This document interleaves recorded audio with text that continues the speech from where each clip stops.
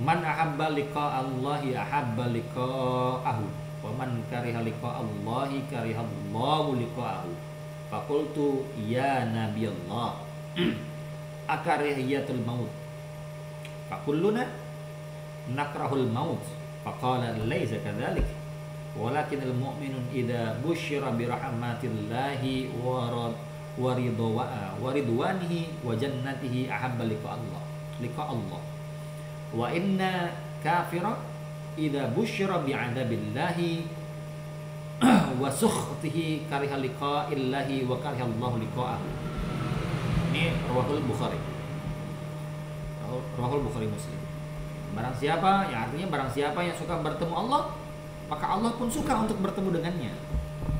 Dan barang siapa tidak suka bertemu dengan Allah, maka Allah pun benci untuk bertemu dengannya. Ini jelas banget ya, sabdanya Rasul itu. Kalau kalian cinta, kangen, ingin bertemu dengan Allah karena sudah jenuh dengan hiruk-pikuk dunia, ya Allah pun suka ingin bertemu dengannya. Tapi kalau misalkan dia masih cinta dengan keindahan dunia, dengan main-main dia, dengan sendak gurau dia dengan dunia, ya, gak mau meninggal, gitu, takut dengan meninggal, ya artinya dia benci untuk bertemu dengan Allah, gitu ya. Aisyah bertanya, wahai Nabi Allah, apakah yang dimaksud dengan benci kematian? Kita semua benci kematian ya Rasul. Kata Rasul menjawab, bukan seperti itu. Akan tetapi seorang mukmin apabila diberi kabar gembira tentang rahmat dan ridha Allah serta surganya, ya, maka ia akan suka bertemu Allah. Dan sesungguhnya orang kafir apabila diberi kabar tentang azab Allah dan kemurkaannya, maka ia akan benci untuk bertemu Allah. Dan Allah pun membenci bertemu dengannya. Orang-orang kafir takut sama azabnya Allah. Nah, kalau kita pun takut sama azabnya Allah, akan murkanya Allah, ya, takut akan azabnya Allah dan kemurkaannya Allah, maka itu disamakan dengan benci untuk bertemu dengan Allah loh. Ya, kita kafir loh. Kita bisa jadi dalam keadaan posisi kafir. Entah itu kafir nih, entah itu kufur nikmat, entah itu kufur apalah itu, ya, bisa jadi. Hati-hati itu ya. Ngeri, mudah-mudahan Allah menjaga kita semua ya.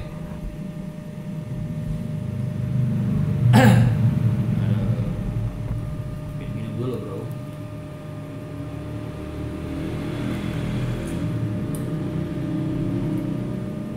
Imam Nawawi berkata, secara syariat, kecintaan dan kebencian yang diperhitungkan adalah pada saat sakaratul maut, yaitu pada saat taubat tidak diterima lagi, ya.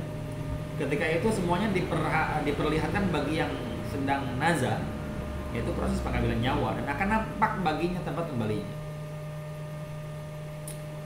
Itu sampai Imam Nawawi berkata tentang kematian gitu. Secara syariat, kecintaan dan kebencian yang diperhitungkan adalah pada saat sakaratul maut. Ya, apakah ketika sakaratul maut dia itu cepat atau enggak gitu.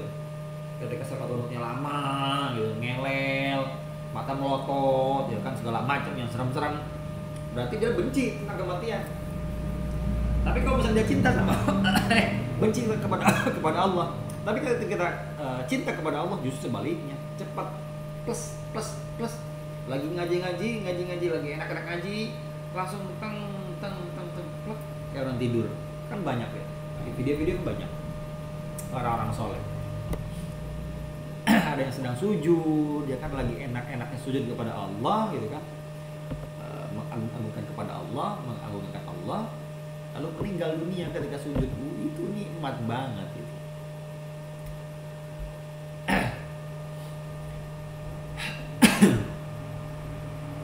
Kering. Nasib seseorang di alam barzah dan di akhirat sangat ditentukan oleh keadaannya pada saat menghadapi sakaratul maut.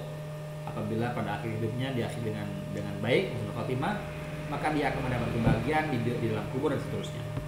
Apabila dan begitu pun sebaliknya, ya. Rasul bersabda, innamal a'malu bil khawatim. Sesungguhnya amalan itu tergantung dengan penutupnya.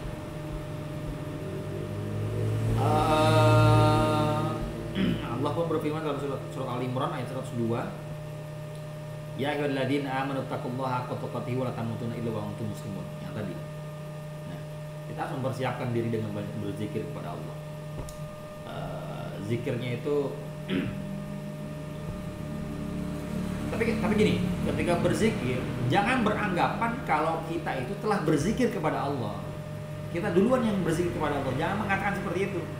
Tapi katakan seperti ini, justru sebaliknya.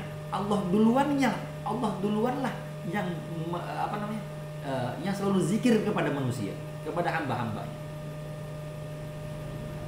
Harus dikatakan seperti itu. Jangan sampai mengatakan aku berzikir kepada Allah, aku ingat sama Allah. Jangan mengatakan seolah-olah zikirnya kamu kepada Allah kamu duluan. Jangan, ya. Hakikatnya Allah duluan yang zikir kepadamu, sampai Allah saking cinta dan sayangnya kepada kita dengan Maha Rahman dan Rahimnya Allah. Kita dikasih satu titik cahaya, yaitu untuk berzikir kepada Allah, supaya ingat kepada Allah. Itu dari Allah duluan. Nah, ya. Kita mah lemah, gak punya apa-apa gitu, ya. Oke, jam berapa nih? Jam 6.03, jam baru menit 6. Imam Muslim radhiyallahu anhu meriwayatkan hadis dalam sahihnya dari Abdullah bin Amr bin As. Dia mengatakan, sami'tu Rasulullah yaqul, inna quluba bani Adam kullaha baina asbain min asabir rahmani ka qalbin wahid uzarrifu haythu yasha. Tsumma qala Rasulullah, Allahumma musarriful qulub sarrif qulubana ala ta'atik. Saya mendengar Rasulullah bersabda, sesungguhnya kalbu-kalbu keturunan Adam berada di antara dua jari, ya, dari jari-jari Allah laksana suatu hati, ya. Dari jari-jari Allah laksana satu hati. Allah membolak-balikkan sesuai kehendaknya. Kemudian Rasulullah berdoa, ya Allah, Zat yang membolak-balikkan hati, palingkanlah hati-hati kami kepada ketaatan-Mu. Nah, Rasul aja yang segitu dijamin sama Allah, ya. Dijamin sama Allah, ya Rasul gitu kan, masih berdoa kepada Allah untuk dijaga hatinya dalam ketaatan kepada Allah. Kita boro-boro kita mah baca sih baca, cuma kagak ngerti gitu, ya, kagak ngerti. Biasanya di akhir sholat setelah baca tahiyat, ya muqallibal qulub tsabbit qalbi ala dinik wa ala ta'atik, seperti itu. Banyak orang membaca seperti itu, namun tidak tahu artinya apa makna di balik tersebut. Kalau misalkan dia udah tahu makna artinya, dia pasti akan jaga ketaatan kepada Allah. Gitu. Karena Allah gampang bolak-balikan gitu. Di antara dua jari, ya. Lalu di sini ada tanda-tanda orang yang meninggal dalam keadaan husnul khatimah. Di antaranya mengucapkan kalimat tauhid menjelang ajal. Untuk hadis di sini, man kana akhir kalamihi la ilaha illallah dakhalal jannah. Kalau saya sih berpikir hadis tentang ini kayaknya agak terlalu gimana ya, terlalu nggak etis gitu, nggak pas lah. Masa iya ketika seorang tersebut dia selalu melakukan zina, artinya melakukan perbuatan dosa yang besar ataupun dosa kecil yang terus menerus, lalu di akhir hayatnya mengucapkan la ilaha illallah, itu enak banget ya, itu enak banget ya. Kayaknya nggak seperti itu deh. Yang namanya la ilaha illallah itu kalimatul wahidah. Kalimah wahidah itu kata persatuan.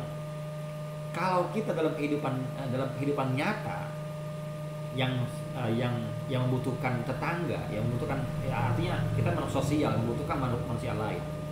Ketika bertetangga atau bermasyarakat, kita selalu menjelek-jelekan tetangga kita, ya kan? Selalu mengadakan permusuhan, artinya nggak bener lah. Ya, meskipun dia selalu sholat, ya, sholatnya nggak putus-putus, baca Qurannya nggak putus-putus, ya. Tapi dia tidak apa namanya?